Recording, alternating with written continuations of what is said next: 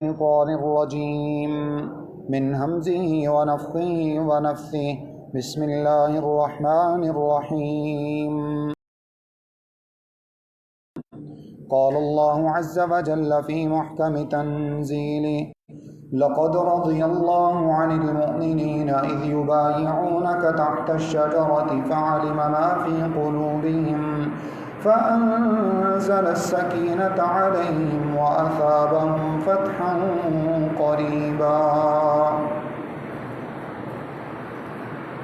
مختصر حمد و ثنا اللہ وحدہ لا شریک کی ذات بابرکت کے لیے، اور درود و سلام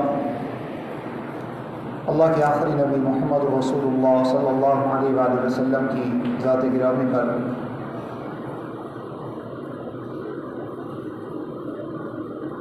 ذو الحجہ کا مہینہ بہت سی باتوں کے اعتبار سے اہمیت رکھتا ہے، جن میں سے کچھ باتیں اس مہینے کی ابتدا میں آپ کے سامنے رکھی تھیں۔ شرعی اعتبار سے اس مہینے کے جو فضائل اور مسائل، اس کی اہمیت وہ یقیناً آپ نے اس سے پہلے سنی، اور جس حد تک اللہ رب العزت نے جس کو توفیق عطا فرمائی اس نے عمل بھی کرنے کی کوشش کی۔ ذو الحجہ کے مہینے میں جہاں دیگر اہمیت اور فضیلت کی باتیں ہیں، وہیں پر 18 ذو الحجہ اسلامی تاریخ کے اندر بہت بڑی اہمیت کا دن ہے۔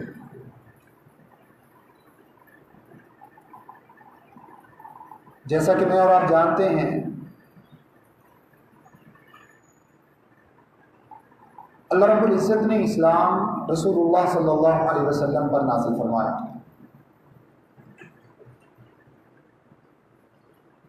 اور جن ہستیوں کے ذریعے اسلام ہم تک پہنچا، جنہوں نے اپنی زندگیوں کی قربانیاں دے کر اسلام ہم تک پہنچایا، وہ ہستیاں صحابہ کرام کہلاتی ہیں رضوان اللہ علیہم اجمعین۔ اور یہ یقینی سی بات ہے کہ اگر صحابہ کرام رضوان اللہ علیہم اجمعین کو، ان کی شخصیات کو اسلام سے نکال دیا جائے، یا ان کی شخصیات کو داغدار کر دیا جائے، ان کے بارے میں کسی بھی قسم کی ہرزہ سرائی کی جائے،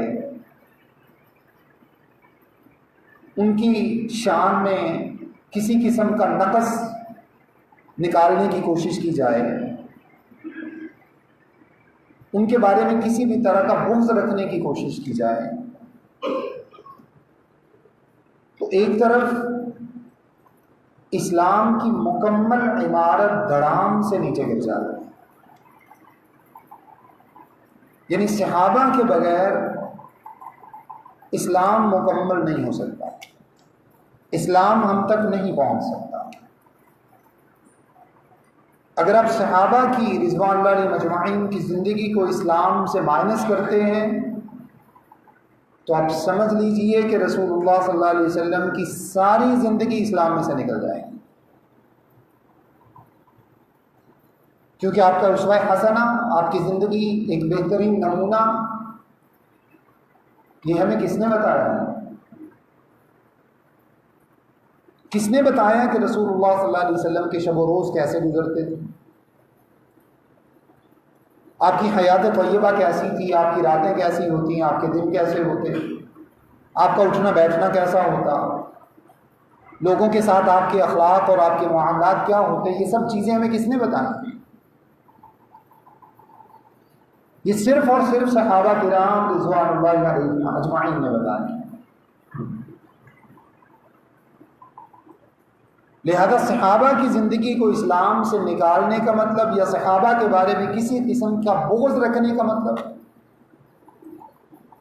ایک طرف تو اسلام کو یہ نقصان پہنچتا ہے، اور دوسری طرف کسی ایک صحابی سے بغض رکھنے والا، کسی ایک صحابی کے بارے میں ان کی نقص شان کرنے والا، ان کے فضائل میں، ان کے مناقب میں کسی قسم کی کمی کرنے والا، وہ اپنے آپ کو اسلام سے خارج سمجھے، اس کا اسلام سے کوئی تعلق نہیں۔ قرآن مجید میں ایک نہیں، بیسیوں نہیں، سینکڑوں مقامات ایسے ہیں جو اللہ رب العزت نے صحابہ کو مخاطب کر کے نازل فرمائے، صحابہ کی زندگیوں پر نازل فرمائے، نہ صرف ان کو مخاطب کر کے اور ان کی زندگیوں کے بارے میں، بلکہ سیدنا عمر فاروق رضی اللہ تعالی عنہ، اللہ کے رسول صلی اللہ علیہ وسلم کئی مقامات پر، کئی مواقع پر عمر سے مشورہ لیتے ہیں۔ عمر جو مشورہ دیتے ہیں اللہ رب العزت وحی بنا کر آسمان سے نازل فرما دیتے ہیں۔ اس سے بڑی شان اور کیا ہوگی؟ اور ایسے لوگوں کی نقص شان کرنے والا، ایسے لوگوں کی شان میں کمی اور کوتاہی کرنے والا، جن کے مشوروں پر وحی نازل ہوتی ہے، جن کے چلنے پر وحی نازل ہوتی ہے، جن کا رسول صلی اللہ علیہ وسلم کے ساتھ دینے پر وحی نازل ہوتی ہے، جن کے آنے اور جانے پر وحی نازل ہوتی ہے، جن کے معاملات پر وحی نازل ہوتی ہے، جن کی صداقت بیان کرنے کے لیے وحی نازل ہوتی ہے، جن کے ایمان کو کسبٹی بیان کرنے پر وحی نازل ہوتی ہے، جن کے ایمان کو معیار قرار دیا جاتا ہے اور اس پر وحی نازل ہوتی ہے، جن کے بارے میں یہ کہا جاتا ہے کہ اگر ان جیسا ایمان نہیں لاؤ گے تو تم ہدایت نہیں پا سکتے۔ یہ جو باتیں آپ کے سامنے عرض کر رہا ہوں یہ قرآن مجید کی آیات کا ترجمہ ہے، جن کے بارے میں کہا جاتا ہے کہ اگر ان جیسا، ان ایمان والوں جیسا ایمان نہیں لائے تو جہنم میں چلے جاؤ گے۔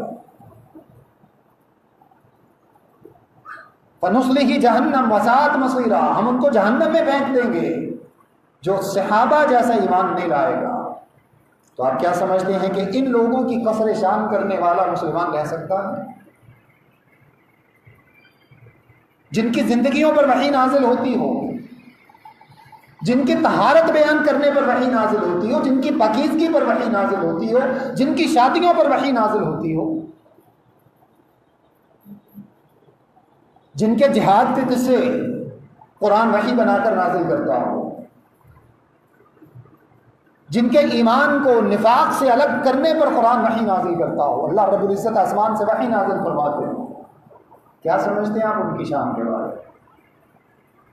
تو یہ اپنا ایمان بنا لیجئے، کسی ایک صحابی، کوئی ادنا سے ادنا یا اعلیٰ سے اعلیٰ صحابیت میں آپ کے سامنے چند باتیں عرض کروں۔ اللہ کے رسول صلی اللہ علیہ وسلم ارشاد فرماتے ہیں، اگرچہ موضوع 18 ذو الحجہ کے اعتبار سے سیدنا عثمان غنی رضی اللہ عنہ کی شہادت کے بارے میں ہے، لیکن چند تمہیدی باتیں سمجھ لینا حد ضروری ہے۔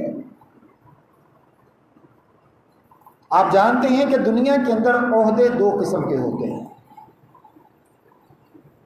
شرعی اعتبار سے بھی دو قسم کے عہدے سمجھے جاتے ہیں، جن میں سے ایک عہدہ وہبی کہلاتا ہے جبکہ دوسرا عہدہ کسبی کہلاتا ہے۔ میں آسان الفاظ میں آپ کے سامنے عرض کر رہا ہوں، شریعت کی زیادہ مشکل اصطلاحات نہیں استعمال کر رہا۔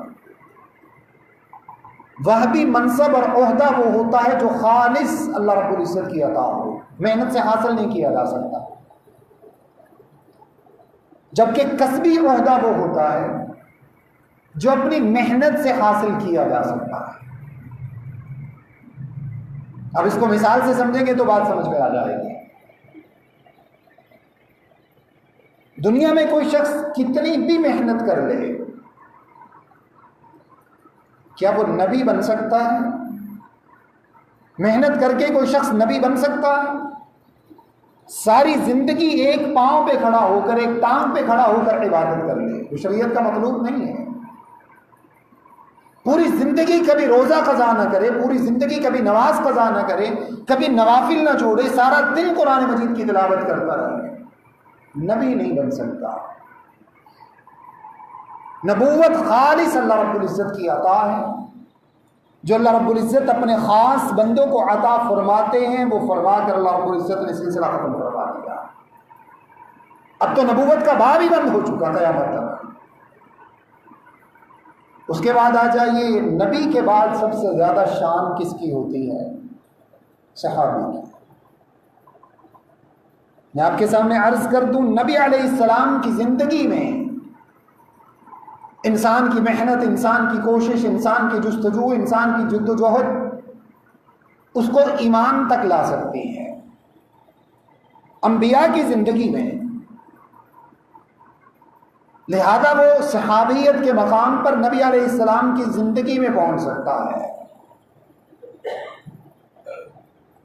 اور نبی علیہ السلام کے دنیا سے جانے کے بعد کوئی مائی کا لال صحابی نہیں بن سکتا. تو صحابیت ایک طرف سے انسان کی کسبی, اس میں کوشش شامل ضرور ہے, لیکن اللہ کی عطا کے بغیر یہ ممکن نہیں. آج کے دور میں اگر کوئی شخص کہے کہ میں روزانہ نبی صلی اللہ علیہ وسلم مجھے خواب میں ملتے ہیں, بہت سے لوگ ہو سکتا ہے کسی کو ملتے بھی ہوں. نبی علیہ السلام نے ارشاد فرمایا اگر کسی نے خواب میں مجھے دیکھا تو اس نے مجھے ہی دیکھا. لیکن آج کے دور میں اگر ایک شخص بیان کرتا ہے جی میں نے نبی صلی اللہ علیہ وسلم کو خواب میں دیکھا, تو جسٹیفیکیشن کیا ہے؟ آپ نے تو نبی علیہ السلام کو حقیقت میں نہیں دیکھا. آپ کو کیا پتا کہ جس نے آپ کو کہا ہے کہ میں نبی ہو سکتا ہے وہ نبی نہ ہو. جو شکل آپ کے سامنے آئی, آپ کیا جانے کہ وہ نبی علیہ السلام کی شکل صورت ہے؟ اس بات کی کوئی اتھینٹسٹی نہیں ہے, اس کی کوئی حیثیت نہیں ہے. ہاں اگر کسی کو اللہ کے رسول صلی اللہ علیہ وسلم کی احادیث کے ساتھ پیار کرنے کی وجہ سے, آپ کی سنتوں پر عمل کرنے کی وجہ سے, آپ کے دین کے ساتھ سچی محبت کی وجہ سے نبی علیہ السلام کا دیدار ہوتا ہے, جیسے امام بخاری رحمہ اللہ کو ہوا, جیسے مجاہد اعظم نور الدین زنگی رحمہ اللہ کو ہوتا ہے, کوئی حرج کی بات نہیں ہے. نبی علیہ السلام کا دیدار ممکن ہے, لیکن زندگی بھر دیدار کے باوجود کوئی شخص صحابی نہیں بن سکتا. صحابیت کے درجے پر کوئی نہیں جا سکتا. تو صحابیت ایک طرف سے انسان کی جد و جہد اور انسان کی جستجو ضرور ہے, لیکن کب تک؟ جب تک نبی علیہ السلام دنیا کے اندر موجود ہیں. اور جب نبی صلی اللہ علیہ وسلم دنیا سے تشریف لے جائیں تو آپ کے بعد کوئی صحابی بن سکتا نہیں. آپ کی زندگی کے بعد کوئی صحابی نہیں بن سکتا. جس کا معنی یہ ہے کہ صحابیت بھی نبوت کی طرح وہ بھی عہدہ ہے, وہ بھی منصب ہے. اور یہ بات میں آپ کے سامنے حدیث سے ثابت کروں گا. اس کے بعد صحابی کے بعد تابعی کا درجہ ہے. تابعی کون شخص کہلاتا ہے؟ جس نے نبی علیہ السلام کے کسی ایک ساتھی کو ایمان کی حالت میں دیکھا, یعنی خود وہ ایمان کے ساتھ تھا جب اس نے کسی صحابی کا دیدار کیا, اور ایمان کے ساتھ یہ شخص دنیا سے رخصت ہوتا ہے, تو یہ تابعی کہلاتا ہے. اور تابعی کون ہے؟ جس نے کس کو دیکھا؟ صحابی کو. تو صحابیت کے درجہ کی طرح تابعیت بھی ایک طرف سے انسان کا کسبی عہدہ ضرور ہے جب انسان ایمان لے آئے, لیکن صحابہ کے دنیا سے رخصت ہونے کے بعد کوئی شخص تابعی بن سکتا نہیں. اس کے بعد تبع تابعی کا درجہ ہے. تبع تابعی کون کہلاتا ہے؟ جس نے کسی ایک تابعی کا ایمان کی حالت میں دیدار کیا, اس سے ملاقات کی, اور ایمان کی حالت میں ہی وہ دنیا سے گیا, وہ شخص تبع تابعی کہلاتا ہے. تبع تابعی بھی صحابیت کی طرح, تابعیت کی طرح ایک طرف کسبی عہدہ ہے, جبکہ دوسری طرف خالص وحبی عہدہ ہے, کیونکہ تابعی کی دنیا سے رخصت ہونے کے بعد کوئی شخص تبع تابعی بن سکتا نہیں. اب اللہ کے رسول صلی اللہ علیہ وسلم کی حدیث مبارک سنیے اس کے بارے میں. اللہ کے نبی علیہ السلام ارشاد فرماتے ہیں خیر القرون قرنی, یاد رکھو لوگوں سب سے بہتر زمانہ میرا زمانہ ہے. اور نبی علیہ السلام کا زمانہ کن لوگوں کا زمانہ ہے؟ صحابہ کا زمانہ ہے. ثم الذین یلونہم, پھر فرمایا جو ان کے بعد لوگ آئیں گے ان کا زمانہ. صحیح حدیث کے اندر یہ بات موجود ہے, اہل علم جانتے ہیں. فرمایا ثم الذین یلونہم, پھر ان کے بعد آنے والے لوگ تابعین کا زمانہ ہے. اور نمبر 3 ارشاد فرمایا ثم الذین یلونہم، پھر جو ان کے بعد آئیں گے یعنی تبع تابعین، پھر ان کا زمانہ ہے۔ نمبر 1 میرا زمانہ یعنی صحابہ کا زمانہ، نمبر 2 تابعین کا زمانہ، اور نمبر 3 تبع تابعین کا زمانہ۔ اس کے بعد اسلام کے بارے میں کوئی گارنٹی نہیں ہے، کون شخص کتنا فتنے کا شکار ہوتا ہے اسلام کے اندر کوئی گارنٹی نہیں۔ اس کے بعد کوئی عہدہ نہیں ہے، کوئی منصب نہیں ہے جو اللہ کی طرف سے عطا کیا جاتا۔ تو اب ایمان سے بتائیے ان مناصب کے اندر جو سب سے اعلیٰ ترین منصب جو انسان کو اللہ تعالیٰ کی توفیق کے بعد اللہ کی طرف سے انعام کے طور پر حاصل ہوتا ہے، صحابیت کا درجہ۔ آپ جانتے ہیں اویس قرنی رحمہ اللہ بہت بڑا نام ہے، بڑی نیک شخصیت گزری ہے، بہت نیک آدمی تھے، اللہ کے نبی علیہ السلام کے عہد مبارک میں موجود تھے، اپنی والدہ کی خدمت کرنے کی وجہ سے 1 یا 2 مرتبہ مدینہ تشریف لائے تاکہ نبی علیہ السلام سے ملاقات ہو سکے۔ اتفاق سے جب بھی مدینہ آئے نبی علیہ السلام سے ملاقات نہ ہو سکے، تو صحابی بن سکے نہیں۔ اللہ کے نبی علیہ السلام کی زندگی میں، حیات طیبہ میں موجود ہونے کے باوجود، اسلام لانے کے باوجود، مومن ہونے کے باوجود صحابی نہیں بن سکے، تو یہ عہدہ خالص اللہ کی طرف سے عطا کرتا ہے۔ اب ایمان سے بتائیے دنیا کی وہ تمام زبانیں جن پر کیڑے چل جائیں، لعنت ہو ایسی زبانوں پر جو نبی علیہ السلام کے ان صحابہ کے بارے میں، ان جان نثاروں کے بارے میں، جن کے بارے میں اللہ رب العزت ارشاد فرماتے ہیں لقد رضی اللہ عن المؤمنین، اللہ ان سے راضی ہو چکا ہے، تم کون ہوتے ہو؟ والسابقون الاولون من المہاجرین والانصار الذین اتبعوہم باحسان رضی اللہ عنہم ورضوا عنہ۔ کیا مہاجرین، کیا صحابہ، کیا انصار، کیا ان سب کے یہ عہدے، کیا ان کے یہ مناصب، اللہ نے سب کو معاف کر دیا ہے، اللہ نے ان کو ایمان میں سبقت لے جانے والا قرار دیا ہے۔ رضی اللہ عنہم ورضوا عنہ، اللہ ان سے راضی ہو چکا، وہ اللہ سے راضی ہو چکے، تم کون ہوتے ہو صحابہ کی شان میں گستاخی کرنے والے؟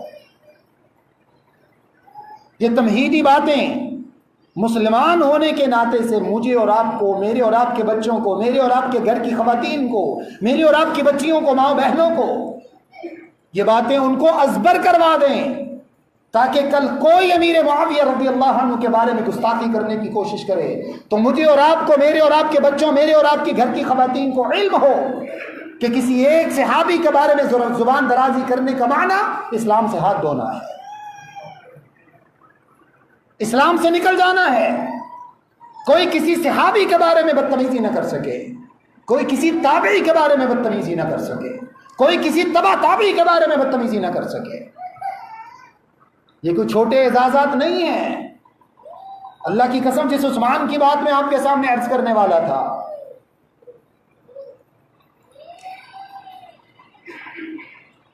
بہت بڑے تابعی، کتاب الثقات کے اندر یہ واقعہ موجود ہے، فرماتے ہیں کننا فی المدینہ تھے، ایک مقام پر ایک موقع تھا، ہم مدینہ میں تھے۔ آج جو لوگ صحابہ کے بارے میں زبان درازی کرتے ہیں، اللہ کی قسم دنیا نے ان کا منظر آنکھوں سے دیکھا، ان کا انجام لوگوں نے آنکھوں سے دیکھا، دنیا کے اندر وہ اپنا انجام بھگت کر گئے جنہوں نے صحابہ کے اوپر سب و شتم کیا ہے۔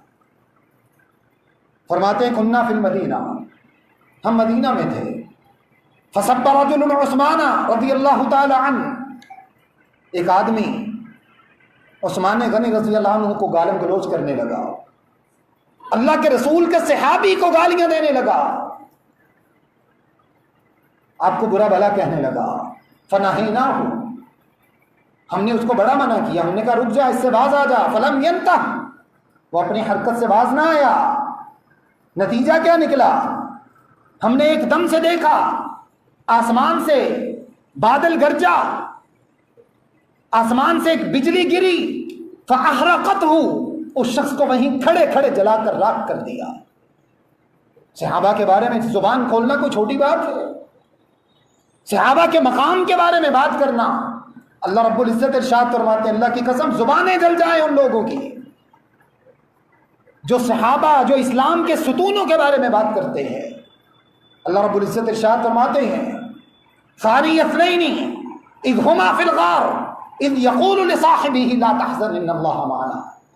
وہ صدیق اکبر جس کی شان جب اللہ کے رسول صلی اللہ علیہ وسلم کے ساتھ ہجرت کے سفر کے موقع پر ہے، ایک غار میں پناہ لیتے ہیں، غار ثور کے اندر،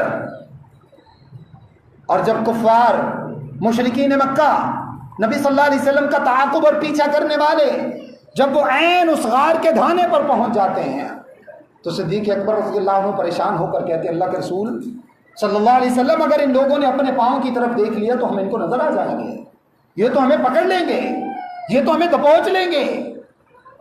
اللہ رب العزت فرماتے ہیں ثانی اثنین، دو میں سے دوسرا. اللہ کی قسم نام نہیں لیا ہے نہ اللہ کے رسول صلی اللہ علیہ وسلم کا نہ صدیق اکبر کا، فرمایا دو میں سے دوسرا. جب دو ساتھی تھے ان میں سے دوسرا یعنی صدیق اکبر کہتا ہے اذ یقول لصاحبہ، جب وہ رسول اللہ صلی اللہ علیہ وسلم اپنے ساتھی سے کہتے ہیں اذ یقول لصاحبہ لا تحزن ان اللہ معنا، ابو بکر تجھے کس بات کا غم ہے، تو ساتھ کس کے ہے، تو کس کے ساتھ ہے؟ اور ابو بکر تم کیا جانو کہ ہم دونوں کے ساتھ کون ہے. لا تحزن ان اللہ معنا. ابو بکر ہم اپنی مرضی سے نہیں نکلے، ہم اللہ کی مرضی سے نکلے ہیں. وہ صحابہ رضوان اللہ علیہم اجمعین جنہوں نے اپنی زندگیاں اللہ کی مرضی پر گزار دی ہیں، جنہوں نے اپنی راتوں کی نیندیں اللہ کی راہ میں قربان کرتی ہوں، جن کی راتیں جہاد میں گزرتی ہوں، جن کے دن جہاد میں گزرتے ہوں، جن کی راتیں قیام اللیل میں گزرتی ہوں، جن کے بارے میں اللہ رب العزت ارشاد فرماتے ہوں محمد الرسول اللہ والذین معہ اشداء علی الکفار رحماء بینہم تراہم رکعا سجدا یبتغون فضلا من اللہ ورضوانا. تم کیا صحابہ کی شان کو جانو، وہ محمد الرسول اللہ صلی اللہ علیہ وسلم اور ان کے ساتھی جو ان پر ایمان لانے والے، اشداء علی الکفار جو کفار کے اوپر بجلیوں کی طرح کوندا کرتے تھے، جو ان کو جلا کر ان کے لیے جو ہے وہ ان کے لیے تیز دو دھاری تلوار بن جایا کرتے تھے. رحماء بینہم، اور آپس میں ان میں سے کسی سے کچھ بھی ہو جاتا اللہ کی قسم سب کو معاف کر دیتے. وہ صحابہ یبتغون فضلا من اللہ ورضوانا، تمہیں پتہ ہے وہ سب یہ کیوں کرتے تھے؟ صرف اللہ کی رضا حاصل کرنے کے لیے. انہوں نے اسلام تم تک کیوں پہنچایا؟ صرف اللہ کی رضا حاصل کرنے کے لیے. انہوں نے احد کے اندر اتنے بڑے بڑے لشکروں کا سامنا کس وجہ سے کیا؟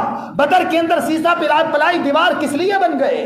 انہوں نے خندق کے موقع پر لمبی لمبی بھوک کیسے کاٹی؟ انہوں نے خندق کیسے کھودی؟ یہ سب کچھ کس لیے کیا ان لوگوں نے؟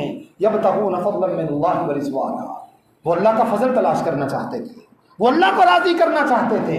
انہوں نے اللہ کو راضی کرنے کے لیے اپنی جانوں کے نذرانے پیش کر کے، اللہ کی قسم سیدنا حمزہ کا نام تو لے کوئی، حمزہ کی شہادت کا ذکر تو کرے کوئی. کس طرح سے جان دی ہے انہوں نے اسلام کو بچانے کے لیے، اپنی جان کا کون کون سا عضو نہیں کٹوایا ہے. اللہ کی قسم کوئی سمیہ کا نام تو لے رضی اللہ تعالی عنہ. لوگ ان صحابہ کے بارے میں گفتگو کریں، اللہ کی قسم کوئی اپنی اوقات تو دیکھیں ان صحابہ کے بارے میں گفتگو کرنے سے پہلے، کوئی اپنا وزن تو کرے ان صحابہ کے اوپر بھونکنے سے پہلے.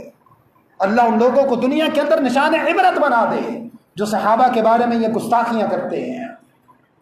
ایک ایک صحابی اللہ کے رسول صلی اللہ علیہ وسلم کا، اللہ کی قسم ان کی جان، ان کی زندگی، ان کا مال، ان کا سب کچھ، آپ ان کی زندگی بھر کے معاملات آپ دیکھیں، سوائے اللہ رب العزت کی رضا کے ان کو کچھ مطلوب نہیں ہے.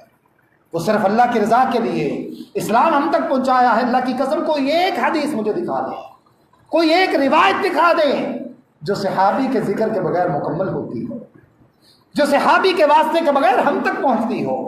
اور قرآن کی کوئی آیت دکھا دیں جو صحابی کے واسطے کے بغیر ہم تک پہنچتی ہو. یہ قرآن کی سند دکھا دیں جو صحابہ کے واسطے کے بغیر ہم تک پہنچتا ہو. کس بات پر ہم کھڑے ہیں؟ اللہ سے دعا ہے کہ اللہ رب العزت یہ جو چند تمہیدی باتیں انشاءاللہ سیدنا عثمان غنی رضی اللہ عنہ کی شہادت کے حوالے سے باتیں اگلے خطبہ جمعہ میں اگر اللہ رب العزت کی توفیق سے زندگی نے ساتھ دیا تو آپ کے سامنے عرض کروں گا. اللہ سے دعا ہے کہ جو چند تمہیدی باتیں صحابہ کی شان کے حوالے سے آپ کے سامنے بیان کی ہیں، اللہ رب العزت اس کی برکت سے ہم سب کو صحابہ کی سچی محبت جو ہے وہ اللہ رب العزت ہمیں عطا فرمائے، ہمیں صحابہ کا صحیح معنی میں ان کی اتباع کرنے والا بنائے، ہمیں ان کے ایمان جیسا اللہ رب العزت ایمان لانے کی توفیق عطا فرمائے۔ استغفر اللہ لی و لکم ولسائر المسلمین۔